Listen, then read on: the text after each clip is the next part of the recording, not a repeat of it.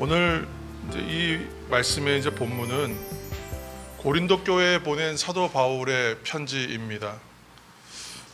고린도 지역은 처음에는 예전에 고대부터 굉장히 상업이 발달한 도시였지만 그 지형적 위치 때문에 무역과 이런 것 때문에 굉장히 강성한 도시였지만 로마에 반대하는 그 세력들의 어떻게 보면 이제 중심지 역할을 했기 때문에 초기에 로마에 의해서 정복당하면서 아주 초토화됐습니다. 도시가 없어졌어요. 그랬다가 성견 지명이 있는 사람이 있었는데 바로 줄리어스 시저, 또 율리우스 케사르, 어떻게 이제 부르던 간에요. 시저에 의해서 시저가 보니까 그 위치에 있었던 도시가 필요하겠더란 말이죠. 그래서 고린도 도시를 재건하라고 합니다. 그래서 도시가 다시 재건되고, 그러니까 파괴되고 재건되기까지 100년입니다. 그러니까 아무것도 없는 곳에 다시 고린도 도시가 생겼는데 처음처럼 다시 상업적으로 또 그 지역의 또 중심지 역할을 하면서 큰 도시로 그렇게 도시가 재건되고 무역과 상업, 행정의 중심지. 그래서 그 지역의 일종의 주도 역할을 하는 그런 이제 번영한 도시가 되었습니다. 그런데 고린도시가 유명했던 것은, 고대에 유명했던 것은 그 부와 여러 가지 이제 번영 때문에 유명했지만 또 동시에 유명한 건 많은 신전들이 있고, 그 당시에 신전이나 어떤 신전 제사나 어떤 우상 숭배하는 그런 어떤 제사들은 다 어떤 성적인 것들이 다 포함되어 있습니다. 그러니까 그만큼 이제 부와 더불어 방탕과 음란의 도시. 그래서 고린도 그러면 방탕과 음란으로 상징되는 그 시대의 환락과 이런 것으로 유명한 도시입니다. 근데 사도 바울은 이곳에 도시에 이제 교회를 세우기 위해서, 고린도 교회를 세우기 위해서 이곳에 가서 전도하면서 1년 6개월, 어떤 기록에 의하면 거의 2년 정도의 시간. 그러니까 사도 바울의 전도 여행 그런 기간들을 비교했을 때 한 곳에 2년 정도 머물렀던 건 굉장히 오래 머무는 겁니다. 그만큼 공을 들였던 곳이 이 고린도 교회입니다. 편지를 보면 고린도전서 후서가 있는데, 고린도전서 기록에 보면 이전에 보냈던 편지가 또 있었던 것으로 그 기록이 있거든요. 그러니까 분실된 편지까지 포함하면 수차례에 걸쳐서 서신을 보낼 만큼 또 이 교회에 관심이 많았던 겁니다. 사실 모든 교회가 그렇지만 이처럼 고린도 교회도 한 사람의 헌신과 그 섬김으로 인하여 교회가 시작되고 또 많은 이들의 사랑과 헌신함으로 세워진 교회였습니다. 바울은 그래서 특별히 이 교회에 대해서 영적 아버지의 마음이죠. 영적 아버지의 마음은 좀 꾸짖고 엄한 그런 말씀들이 들어가지 않겠어요? 그래서 이 고린도 교회는 수정하고 고치고 교정해야 될 일들이 많았기 때문에 은사도 강하고 은혜도 강하고 능력도 강하지만 그만큼 좀 잘못된 편견과 잘못된 선입견과 잘못된 습성들도 같이 존재했기 때문에 이것에 대해서 좀 훈계할 필요가 있었단 말이에요. 그래서 강력하게 훈계합니다. 그러다 보니까 대부분의 사람들은 사도 바울의 지도력에 대해서 순종하였겠지만 또 아닌 사람들도 있었을 거 아니에요. 그 사람들은 좀 속된 말로 당신이 뭔데 이렇게 이제 됐겠죠. 그래서 사도 바울의 그 이야기에 대해서 반대하거나 무시하거나 배척하는 사람들도 있었다는 거예요. 그러다 보니까 이 교회의 관계가 자꾸 어려워지는 거예요. 그래서 특별히 고린도 후서는 그 반대하는 사람들을 향하여 어떤 관용과 사랑의 호소를 좀 이렇게 담은 편지들입니다. 그러다 보니까 고린도 후서의 별명이 눈물의 편지다, 이런 별명이 있어요. 자신에 대해서 좀 방어하고 좀 변명하고 변호하고 이런 내용이 많이 있습니다. 성도 여러분, 우리가 살아오면서 지금 사도 바울처럼요, 나는 정말 순수하고 좋은 마음으로 했거든요. 나는 한 점 오해 없게 했어요. 정말 사심이 없게 하고 정말 좋은 마음으로 했고 선한 마음으로 행했고 호의로 했는데도 불구하고 그렇지 않게 받아들이는 경우가 있어요. 그렇죠? 나는 참 선의로 대했는데 돌아오는 반응이 좋지 않은 경우도 있고 오해를 받는 경우도 있고, 나는 좋은 뜻으로 했는데 이것이 잘 전달되지 않아서 와전되는 경우가 생겨서 문제가 생기는 경우도 있습니다. 오해받고 외면받는 것이죠. 이거는 왜냐하면 말과 행동과 전함에 있어서의 왜곡이 존재하기 때문에 그래요. 우리는 아무리 잘 전하고 아무리 잘 얘기한다 한들 상대편이 진심으로 그것을 받아들여주지 않는 경우들도 있고, 혹 나는 늘 진심으로 대했지만 그것이 잘 전달되지 않는 경우가 있기 때문에 그런 문제가 생겼다는 겁니다.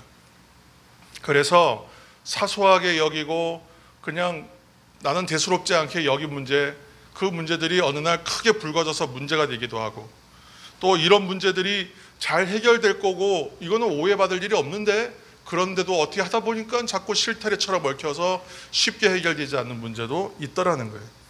이 이야기들이 드라마 속에서만 보는 갈등 구조에서 나오는 이야기만이 아니라 실제로 우리의 현실의 이야기도 충분히 일어난다는 거예요. 그러다 보니까 너무너무 좋았는데, 너무 좋았던 관계가 어느 날 한순간에 서먹해지고 서로 이렇게 눈 쳐다보기가 어려워지는 그런 어색한 관계가 되는 경우도 많아요. 그것처럼 사람과 사람이 참 좋았는데 이 관계가 멀어지는 것만큼 괴로운 일도 없습니다. 그렇지 않겠습니까? 그래서 사도 바울이 그렇게 지금 고린도 교회를 향한 마음이 그와 비슷합니다. 그래서 이 고린도 교인들을 향해서 자신이 정말 내가 너희들을 생각하며 교회를 생각하며 내가 이렇게 가슴앓이를 합니다. 근데 그런 진심과 사랑을 담아서 편지를 쓴 것이 이 고린도 서신입니다. 다만 사도 바울의 이제 편지 내용을 잘 읽다 보면 그런 마음이 들어요. 뭐가 이렇게 꽉 눌려 있고 뭔가 이게 괴롭고 뭔가 이렇게 너무 힘들고 그러한 마음으로 쓰고 있지는 않은 것 같아요. 내용은 심각한데 왜 그런가 하면 그의 글 가운데서 느껴지는 건 뭐냐면 상당한 자유함입니다. 자유함. 이게 사람이 움츠러들고 바짝 쫄아서 얘기하는 것이 아니라 뭔가 되게 넓어요. 되게 편해 보여요. 자유롭습니다. 어려운 이야기인데도 자유롭게 하고 있다는 것이죠. 무엇이 그러면 그 사람을 그렇게 자유하게 하고 무엇이 그들의 마음을 이렇게 넓게 해주는가, 그런 것들이 이제 오늘 이제 말씀 가운데 우리가 발견하는 은혜입니다. 고린도 후서 6장 11절 말씀 우리가 다 같이 읽겠습니다. 고린도인들이여 너희를 향하여 우리의 입이 열리고 우리의 마음이 넓어졌으니 아멘. 지금 이제 마음이 넓어졌다 그랬잖아요.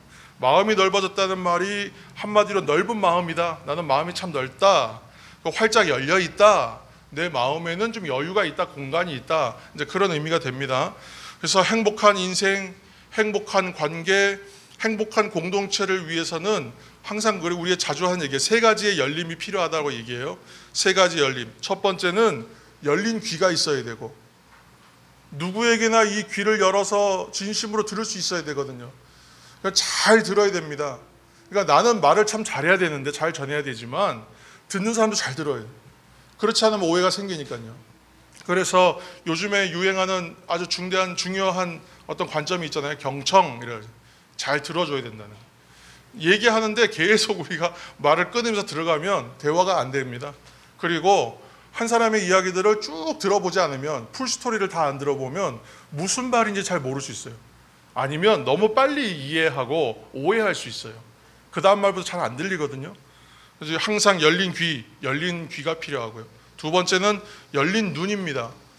볼 때에 사람들은 자꾸 내가 보고 싶은 것만 보려고 하는 경우가 있어요. 그리고 내가 보는 첫 번째의 첫 시선에 끌리는 첫 인상을 아주 이것을 좀 뭐라고 할까요? 신뢰하는 경우가 있어요. 내가 한눈에 보고 안다, 이렇게 신뢰하는 거예요. 자신이 너무 그것을 믿어버립니다. 내가 보는 관점이 좋아, 옳아, 난 잘 보는 사람이야 하고 툭 보고 난 다음엔 그냥 판단해버리고는 안 바꾸는 거예요. 그럼 그 첫인상과 처음에 선입견이 바뀌기 굉장히 어렵거든요. 근데 사랑의 시선으로 보면 갈등이 있다가도 생기는 것도 다 없어집니다. 세 번째는 열린 입입니다. 사람의 말은 정말 살리는 말, 죽이는 말 다 나옵니다. 이 입에서. 그래서 지금 열린 입은 살리는 입이다. 그런 의미에서 열린 입이라고 말씀드렸습니다. 이런 우스갯소리가 있잖아요. 하나님께서 그러면 지금 눈도 2개 주시고 귀도 2개 주셨는데 입은 하나만 주셨다. 왜 하나만 주셨어요? 잘 보고 잘 듣되 말은 적게 하라고 입은 하나만 주셨다는 거예요. 근데 입이 너무 커요. 그래서 말을 더 많이 하는 것 같아요. 그래서 살리는 말을 하되 말은 아껴서 하는 것이 참 좋겠다. 근데 그런 의미입니다. 그래야 실수가 적으니까요. 근데 오늘 이 말씀에 근거하여 한 가지 더 더하면 오픈 마인드, 열린 마음이 필요하다는 거예요. 열린 마음. 사실 이 마음이 열려야 귀도 열리고 눈도 열리고 입도 열리는 것이죠. 물론 귀와 눈과 어떤 그 입이 열려야만 마음도 열리는 것이 있어요. 서로 상호적인 것이에요. 연관되어 있죠. 그러나 너는 그래도 중요한 것은 마음이겠다 싶습니다. 성도 여러분, 우리의 마음이 열려야 인생이 열려요. 우리의 마음이 열려야 관계가 열립니다. 마음을 열지 않으면 이 관계를 열기가 너무나 어려워요. 이 열림은 곧 넓음이라고 말할 수 있는 거예요. 오늘 말씀에 근거하면 넓다라는 표현이 이 말에 맞습니다. 오늘 우리 말씀 다시 돌아가서 우리의 마음이 넓어졌으니 하고 말씀하고 있습니다. 이 말은 내가 좀 더 받아들이고 품을 수 있는 공간이 더 있다는 거예요. 근데 이 여유를 내 의지와 내 생각으로 가질 수 있느냐, 이것이 사실 고민의 문제거든요. 우리의 마음은 왜냐하면 감정이라는 것이 존재해서 사람이 자기 귀와 눈과 감각기관을 통해서 또는 내가 느끼는 감동을 통해서 사람들이 감정적으로 받아들였을 때 이것이 내 마음에 합당하지가 않고 내 마음에 들어올 때 부딪혀버리면 마음이 쉽게 위축돼 버려요. 그렇기 때문에 지금 넓은 마음, 열린 마음이란 말이 참 이 말씀이 새롭습니다. 예를 들어서 삶에 갑작스럽게 큰 어려움이 온다던가 내가 정말 마음을 의지하고 철석같이 믿고 있었던 관계, 내 마음의 고향처럼 여겼던 사람, 이런 사람들과 관계가 부딪혀버리면 여러분 어떻게 되겠어요? 다른 건 다 괜찮은데 그렇게 해서 관계가 무너져서 마음이 좁아져 버리면 그 인생이 너무 힘들어집니다. 사람들이 이렇게 얘기해요. 다 괜찮아. 다 무너져도 좋아. 뭐 무너져도 난 살 수 있어. 왜요? 나 몸만 건강하면 된다. 몸만 건강하면. 내가 인생에 있어서 모든 문제에서 실패하더라도 내가 몸만 건강하면 다시 시작하면 된다. 이렇게 생각했다가 말이에요. 누가? 그랬는데 그 건강을 만약에 해친다 그러면 일어날 희망이 있겠어요? 그 마음에 여유가 있겠습니까? 건강마저 무너지면 상심이 너무나 커요. 대부분 젊은 내가 젊다고 생각하다가 노쇠해지기 시작하면서 몸에 문제가 생기면 그때부터 또 마음이 무너지는 시기가 있어요.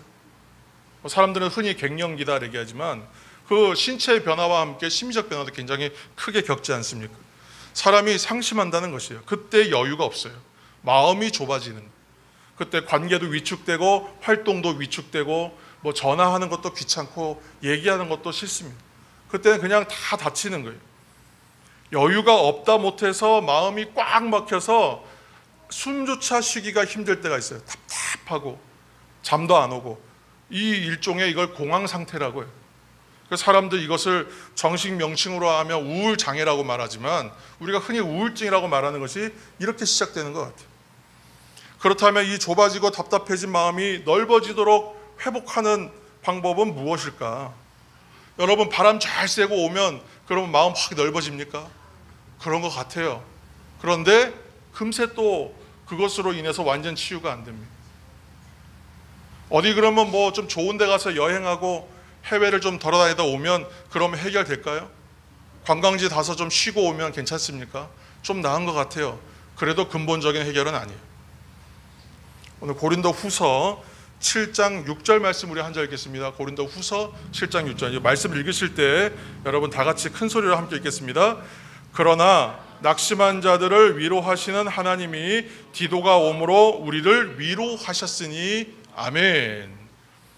바울이 여러 오해와 공격이 있어서 고린도 교회뿐만이 아니라 이런 일 참 많이 겪었습니다. 바울이 오해도 많이 받았고. 근데 이 모든 것을 자신이 진심으로 이렇게 호소하는 거예요. 고린도 교회에 향해서 내 마음이 이렇다고 다 보여주고 솔직하게 보여줘.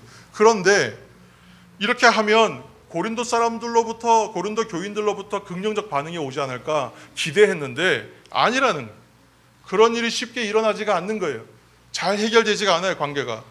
사랑으로 가득한 마음은 넓어지는데 이기심, 의심, 오해로 이미 가득한 마음은 계속 좁아지기 때문에 한쪽에서 아무리 크게 연들 저쪽은 닫고 있으니 이게 어떻게 관계가 되겠습니까? 사도 바울도 인간이기 때문에 그 마음에 좀 실망한 마음이 들지 않을까, 낙심한 마음이 들지 않았을까 생각해요. 근데 고린도 후서 시작을 보면 하나님 어떠한 하나님이라고 고백하면서 시작하냐면 우리 하나님은 모든 위로의 하나님이다라고 고백하기 시작해요. 오늘 이 말씀처럼 하나님이 위로하실 때의 마음은 넓어집니다. 하나님이 위로가 임할 때 우리의 마음도 넓어집니다. 고린도후서 1장 3절 4절 말씀, 제가 말씀드린 부분 함께 읽겠습니다. 찬송하리로다. 그는 우리 주 예수 그리스도의 하나님이시요 자비의 아버지시요 모든 위로의 하나님이시며 우리의 모든 환난 중에서 우리를 위로하사 우리로 하여금 하나님께 받는 위로로서 모든 환난 중에 있는 자들을 능히 위로하게 하시는 이시로다. 아멘. 사도 바울은 우리가 많이 들었던 것처럼 복음 전하면서 수많은 고난 당했어요. 인생 자체가 고난의 점철이에요. 몸에 육체의 가시도 있었다 그랬잖아요. 몸도 아팠어요. 이미 건강이 무너져 있는 상태에서 사역했던 사람입니다. 뭐 하나 믿을 것이 없어요. 지식을 믿겠습니까? 건강을 믿겠습니까? 재산이 많았습니까? 그렇지 않았거든요. 다 자비량으로 자기가 텐트 메이커, 천막 지어가면서 그렇게 하고 또 때에 따라 도움을 받으면서 선교했던 사람이에요. 그런데 지금 뭐라고 말씀하냐면 모든 위로의 하나님이 그가 쉽게 절망하지 않을 수 있었던 이유, 마음으로 따지면 좁아지지 않고 넓은 마음일 수 있었던 이유는 위로의 하나님, 하나님의 놀라운 위로를 늘 체험했기 때문이에요. 사도 바울이 그가 고난 중에 체험했어요. 여러분, 정말 내가 힘들 때, 때가 정말 어렵고 힘들 때, 여러분 그 인생에 그런 순간들이 있으셨죠? 힘들고 어려웠을 때 생각지 않았던 도움을 받았을 때 그 도움을 잊어버릴 수가 없어요. 그때 단돈 10,000원, 단돈 10만 원이 그렇게 큰 돈일 수가 없어요. 그 평생 잊어버릴 수 없는 도움이 있잖아요. 그것처럼 내가 고난받았을 때에 위로하셨던 하나님의 은혜가 너무 컸던 거예요. 그러니까 자신이 고난받았을 때 위로하셨던 하나님을 체험하고 나니까 다른 이들이 고난에 빠지고 힘들고 어려울 때에 위로할 수 있는 거예요. 하나님이 그 마음을 위로하심으로 넓혀주셨다는 거예요. 오늘 본문 12절 말씀도 함께 읽겠습니다. 6장 12절. 너희가 우리 안에서 좁아진 것이 아니라 오직 너희 심정에서 좁아진 것이니라. 아멘. 어떤 의미인가 하냐면 우리가 마음을 우리가 여러분에게 마음을 닫은 것이 아니라 여러분 마음 자체가 지금 좁아져 있어서 생기는 문제입니다. 이렇게 얘기해요. 이 말도 사실은 오해할 수 있거나 좀 불편하게 받아들일 수 있거든요. 그러나 지금 이 얘기는 어떻게 이해해야 되냐면 상대가 아무리 닫고 있어도 하나님의 위로의 공급을 받는 사람은 열려 있습니다라고 얘기하는 거예요. 나는 어떠한 경우라도 여러분을 향하여 그 넓어진 마음을 유지할 것입니다. 이렇게 얘기하는 거예요. 정신장애가 있는 사람들의 공동체가 있었는데 라르시 공동체라고 있어요. 캐나다에도 지부가 있는데 그 지부에서 사역하다가 세상 떠난 분이 한 분 있어요. 예일대 교수 하다가 그런 직을 다 내려놓고 섬긴 사람, 헨리 나우엔이라고는 저술가이자 신학자. 근데 이분이 쓴 책 가운데 제가 감명 깊게 읽었던 책은 상처 입은 치유자라는 책이에요. 아주 얇아요. 두껍지 않습니다. 근데 번역을 좀 잘한 책은 좀 쉽고 번역이 잘 안 된 책은 좀 어려워. 아무튼 이 책을 읽으면 제가 예전에 한번 잠시 지나가는 말씀으로 간증처럼 드린 적이 있었는데 서울에 가면요, 구로동에 가면 동양공전이라고 있어요. 지금 학교 이름이 바뀌었을 텐데 옛날에는 전문대였으니까 공업 전문대. 근데 그 학교 도서관 가면 도서관에 여름에 가면요 다 지방에서 온 학생들이 많은가 봐요. 학교가 텅텅 비어요. 그래서 저같이 이제 인근 주민이었던 사람 입장에서는 그냥 텅텅 비어있고 에어컨이 빵빵한 도서관 가서 마음껏 책 읽을 수 있거든. 그래서 책 한 권 들고 가서 공부하다가 공부가 좀 잘 안 되면 옥상에 올라가요. 학교 옥상에 열려 있어서 올라가요. 올라가서 책 한 권 들고 올라가요. 그때 읽었던 책이 헨리 나우엔의 상처 입은 치유자. 그 책을 읽으면서 큰 감동을 받았어요. 몸이 따뜻해지는, 여기서부터 뭐가 따뜻하게 올라오는 느낌을 받았어요. 위로를 받았어요. 이 책에 어떤 부분이 나오냐면 예수 그리스도는 상처 입은 치유자입니다. 예수 그리스도는 이 땅에서 많은 상처를 받으셨습니다. 그분은 제자들의 배신으로 인해 상처받았고 가족들로부터 거절받으셨으며 십자가에서 살이 찢겨지는 상처를 받았습니다. 그리고 아버지 하나님께도 버림을 받았습니다. 그럼에도 불구하고 당신이 받았던 상처 때문에 사람들을 원망하지 않고 상처받은 사람들을 가슴에 끌어안고 치유하시는 분이 되셨습니다. 그래서 예수 그리스도는 상처받은 우리 인생을 이해하십니다. 여러분 어떠십니까? 그냥 글로 충분히 읽을 수 있는데 이런 글들이요, 다가올 때가 있어요.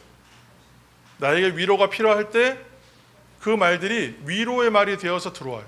그러면 여기가 뭔가 좁아져 있었던 마음이요, 이렇게 넓어지는 것 같아요. 뭔가 이완되는 느낌이 들어요. 따뜻해지면서 풀려나가요.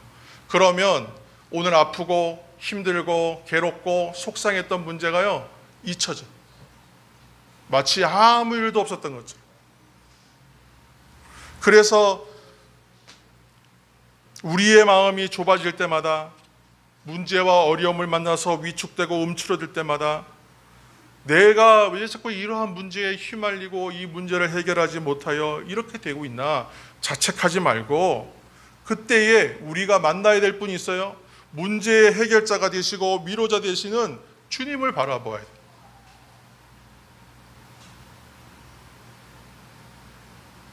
그래서 고난보다 더 큰 하나님의 도움을 받으시고 예수님께 받은 위로로 사도 바울처럼 나 자신이 치유되고 나 자신이 공급받는 은혜일 뿐만이 아니라 상처받고 어렵고 나처럼 괴로운 사람들이 눈에 보이기 시작해요. 눈을 열고 있으니까요. 귀를 열고 있으니까 들리기 시작하죠. 그러면 그 사람을 향해서 내가 받은 위로를 전해줄 수 있다는, 그렇게 살아가야 하는 것이 성도의 삶입니다. 저는 이 얘기도 제가 아마 했을 것 같은데 지금도 그 말씀을 기억해요. 제 아내와 결혼하기 전에 제 아내가 지금 무슨 얘기를 하려고 하나, 옛날에 뭐 만난 사람 얘기, 그게 아니라 지금도 제가 저의 아내하고 결혼을 앞두고 있었을 때에 들었던 말씀, 지금 이제 은퇴하시고 지금 이제 원로 목사님 되셨는데 동교동교회 음동성 목사님, 새벽마다, 이분은 새벽마다 이분의 새벽 기도는 제가 따라갈 수가 없는 새벽 기도입니다만, 아무튼 이 목사님께서 수요 예배를 앞두고 계신데 저희가 인사를 갔거든요. 근데 수요 예배가 이제 1시간 반인가 밖에 안 남았었어요. 시간 약속이 늦어져서. 그런데 수요 예배, 목사님 이제 예배 올라가셔야 됩니다 할 때까지 저희한테 겉면에 말씀하셨어요. 근데 그때 그 말들 가운데에 마지막에 아마 그런 말씀하셨던 것 같아요. 제가 새벽에도 한번 여러분들과 나눴습니다만, 새벽마다 선포하듯 기도해라. 그 앞에 가로치고 힘들면, 어려우면, 답답하면, 마음이 좁아지면, 아마 그런 말들이 있었던 것 같아요. 그렇게 하시면서 말씀하신 것이, 성령이여 내 머리부터 발끝까지, 내 영혼 깊숙한 곳까지, 내 온몸과 오장육부, 온몸 구석구석까지 성령으로 채워주옵소서, 은혜로 채워주옵소서, 능력으로 채워주옵소서, 선포하듯이 기도하라 말씀하셨어요. 그래서 자꾸 위축되고 힘들고, 이게 내가 잘했든 못했든 간에 생기는 문제들로 인하여, 대부분 제가 잘 못해 생기는 문제들, 근데 그 문제들이 생길 때마다 사람과 사람과의 관계는 사람 앞에서 풀어야 되는 건 맞습니다. 그러나 하나님 앞에서 풀어야 돼요. 성령 앞에서 선포하듯이 풀고 그걸 열려야 돼요. 열어놓고서 만나야 돼요. 그러면 풀립니다. 서서히 풀립니다. 헨리 나우원의 책에서 제가 예수님에 대한 이야기 읽을 때 마음이 따뜻해졌다고 그랬잖아요. 가슴이 꽉 막혀서 식어져서 이 말할 수 있는, 제가 말하는 거 참 좋아하는데 말할 수 있는 그 말들이 안 나올 때가 있어요. 얘기 자체가 싫어요. 한마디 말 꺼낼 기력도 없어요. 그럴 때 해야 되는 건 뭐냐면 성령으로 선포하는, 주님을 의지해야 돼요.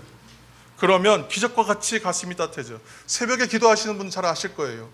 너무 피곤하고 오늘은 정말 이 뗄 수가 없는 그런 기력으로 나왔어도 하나님 앞에 찬송하고 기도하다 보면 몸이 따뜻해지면서 풀리면서 기도가 열리죠.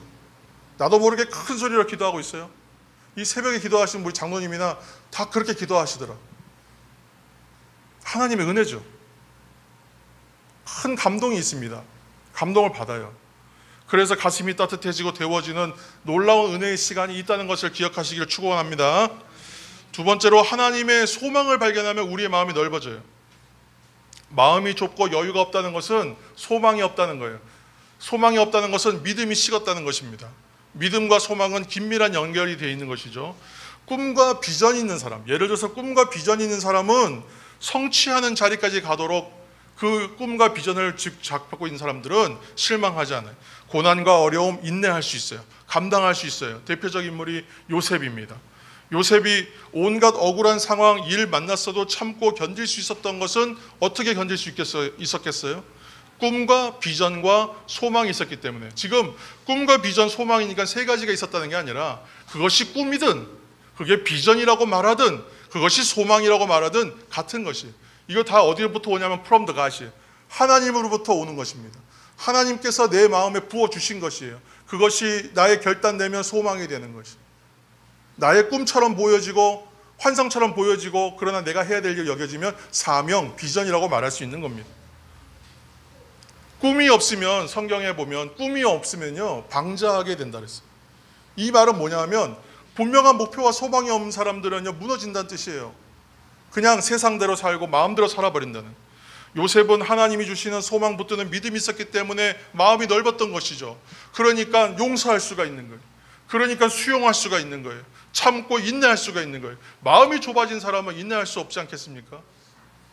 결국은 오늘날 수많은 사람들이 선택하는 가장 안 좋은 선택, 극단적 선택을 해버리는 자리까지 가지 않겠어요? 얼마든지 그렇게 하고도 의심하지 않고 이상할 것이 없는 인생이었습니다.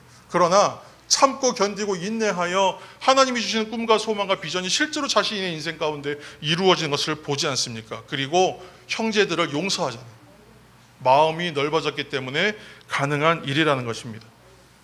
믿음이 있는 사람들은 이 생각의 기준이 다 주님을 기준으로 생각해요. 그래서 교회 중심, 사명 중심으로 살게 됩니다. 그러다 보면 나에게 사명과 비전이 있는 사람은 쉽게 방자해질 수가 없어요. 함부로 살 수가 없어요. 그러다 보니까 어떤 경우에도 하나님 앞에 나가서 부르짖고 해결하려고 하고 다시 회복하고 그래서 감사함으로 용납하고 수용하면서 자라가는, 그게 신앙의 성숙, 믿음의 성숙인 줄로 믿습니다. 마음이 넓기 때문에 가능해지는 일입니다. 은혜로 기쁨과 감사가 넓은 마음에 충만해질 것입니다. 세 번째로 넓어진 마음은 은혜에 합당한 삶을 살게 해요. 넓어진 마음이어야 은혜에 합당한 삶을 사는 겁니다. 우리 13절 말씀 우리가 함께 읽겠습니다. 13절, 내가 자녀에게 말하듯 하노니 보답하는 것으로 너희도 마음을 넓히라. 아멘. 소설 빙점, 우리 제 어렸을 때 그 빙점이라는 드라마 본 기억이 있습니다만 스토리는 잘 기억이 안 나는데, 아무튼 그 미우라 아야코가 쓴 빙점이라는 소설이 우리나라에서 굉장히 이제 히트를 쳤던 드라마로도 나오고 소설로도 유명합니다만, 빙점의 저자 미우라 아야코가 자신의 수필집에다가 쓴 은혜에 대한 한 절 구절이 있어요. 뭐라고 얘기했냐면 은혜에 익숙한 것은 무서운 것이다 그랬어요. 은혜에 익숙해지는 일은 무서운 일이다 이렇게 말했어요. 이게 무슨 얘기냐 하면 그 뒤에다가 뭐라고 말을 붙여놨냐 하면 은혜에 익숙하게 되지 않도록 인도해 주시기를 기도합니다 그랬어요. 은혜에 익숙해지는 것이 두렵고 무서운 일이기 때문에 나는 은혜에 익숙해지지 않도록 해달라고 기도한다. 우리의 기도와는 좀 뭔가 좀 반대인 것 같잖아요. 하나님 항상 은혜 주옵소서 우리는 기도하는데 은혜에 대해서 익숙해지지 않도록 이걸 경계한다고 말하니 이게 무슨 말인가. 왜냐하면 사람들은 이것이 아무리 값지고 좋은 것이라 할지라도 자꾸 계속하여 반복돼서 주어지면 둔감해진다. 감사를 잊어버린다는 것입니다. 예수 믿는 사람들이 오히려 속이 좁더라 그런 얘기 많이 듣거든요. 오히려 교회 다니는 사람들이 더 인색하다 이런 말을 들을 때가 있어요. 왜냐? 좀 더 높은 기준으로 보기 때문에 그럴 겁니다. 우선은 예수 믿는 사람들이라면 이래야지라는 선입견이 있어 사람들이. 근데 그 기존 그 관념들을 우리가 외면할 수가 없거든요. 은혜를 받았는데 더 좁게 살더라 그렇게 말하는 것과 똑같아요. 우리가 받은 구원의 은혜는 거저받았지만 결코 값싼 은혜가 아니잖아요.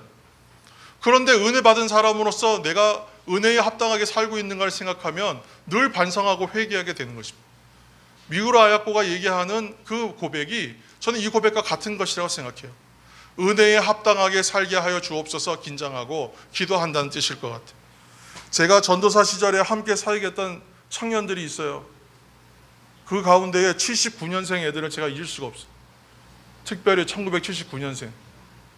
제가 제일 열심히 저와 같이 열심히 사역했던 청년들이 많이 있었지만 그 중에서 제일 열심히 했던 애들이 79년생에서 83년생 고 연령들입니다. 근데 이 79년생 애들 왜 기억하느냐? 79년생 애들 가운데 한 명이 이른 나이에 천국에 갔어요. 저희가 사역하던 기간에 과로해서 죽었습니다. 이 아이의 인생이 순탄하지가 않았어요. 가정 환경도 불우했고 엄마는 행렬병자고 아버지는 알코올 중독자입니다. 그런 가정에서 서울에 있는 숭실대에 진학이 돼서 왔어요. 전공도 좋았고 졸업만 하면 그래도 살만하겠다 해서 우리가 기대를 많이 했어요. 근데 동생이 또 재수하고 그 동생도 건사해야 돼요. 그래서 고시원 쪽방에서 총으로 이제 고시원 방 하나 얻어서 생활비 거기서 도움 좀 받고 새벽에 우유 배달, 신문 배달 다 해야 되고 그러면서 학교 다니고 새벽 기도를 그런데 한 번도 안 빠져요. 왜냐하면 더 이른 시간에 나가서 우유 배달, 신문 배달까지 다 하고 새벽 기도 옵니다. 그리고 가서 간단하게 요기하고 한 두어 시간 잠자고 학교 가고 매일 그렇게 사는 거예요. 그러니까 결국은 이거 과로한 거예요. 살이 하나도 안 찝니다.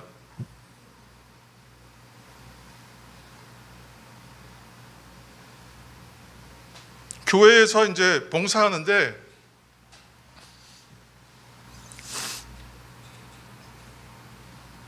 봉사도 힘들고 어려운 자리만 찾아다녀요.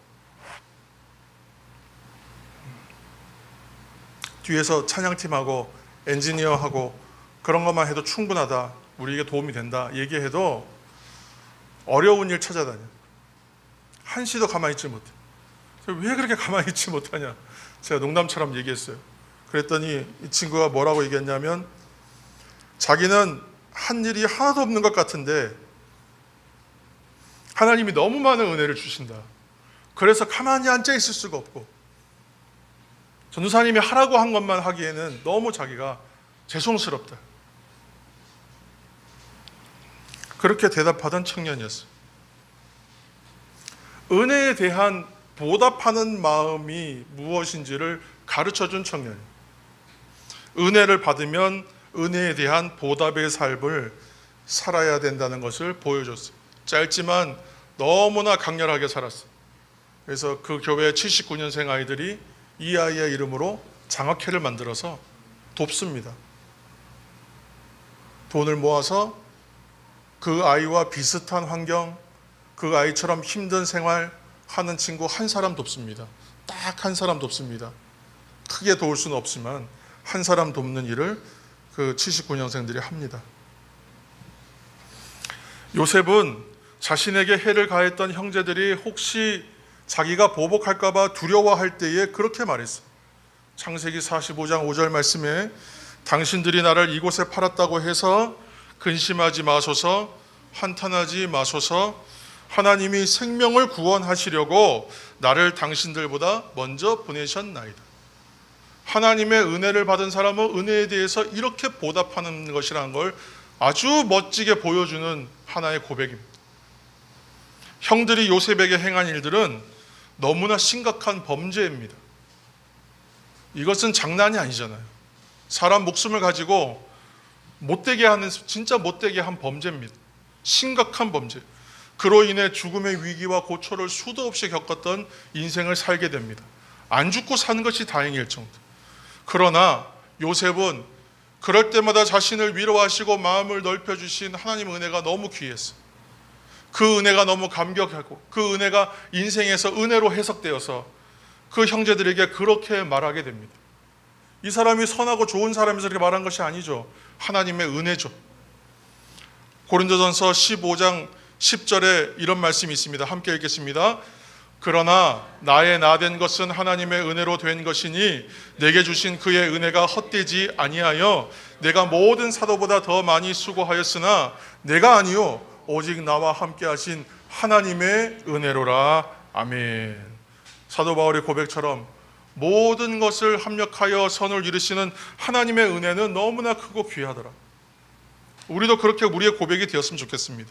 그래서 형제들의 죄를 용서할 뿐만이 아니라 범죄함을, 그 범죄와 그 모든 잘못들을 하나님에서 생명 주시기 위한 일로 해석해 버립니다. 죄를 은혜로 덮어서 갚아버리는 마음이 넓은 사람의 모습입니다. 사랑하는 성도 여러분, 오늘 주일입니다. 하나님 앞에 나와서 우리가 예배하는 시간입니다. 일주일에 1시간밖에 안 됩니다. 이 시간 한번 깊이 생각해 보시기를 예수님의 이름으로 축원합니다. 우리들의 마음이 믿지 않는 사람보다 더 넓은 마음인가? 여유가 있는가? 은혜 받은 자로서 나는 그 인생에 합당하게 살고 있는가?